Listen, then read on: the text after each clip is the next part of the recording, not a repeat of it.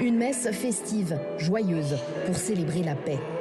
Des milliers de personnes se sont réunies dans ce stade de la capitale angolaise ce dimanche pour écouter l'homélie de l'archevêque de Luanda.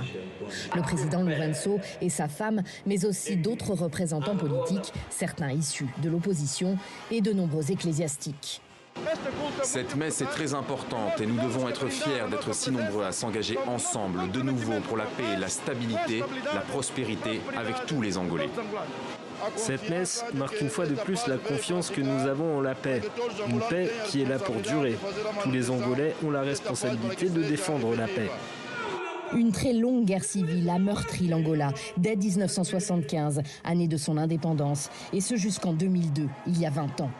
Un conflit qui aurait fait 800 000 morts et qui reste dans les esprits des Angolais, en particulier de ceux qui sont nés pendant ces presque 3 décennies noires. La paix, la réconciliation nationale sont une réalité. Je crois que les Angolais sont unis et que la paix est définitive. Cette journée est bénie parce que nous avons traversé de nombreuses années de tourments, pendant 20 ans. Mais tout ça est terminé et maintenant nous profitons de notre paix. La guerre civile angolaise a pris fin il y a 20 ans, jour pour jour ce lundi, avec la signature d'un accord de cessez-le-feu entre les deux belligérants, l'UNITA et le MPLA. Deux mouvements qui s'affrontent depuis lors dans l'arène politique. Le président Lourenço, issu du MPLA, briguera un second mandat présidentiel en août prochain.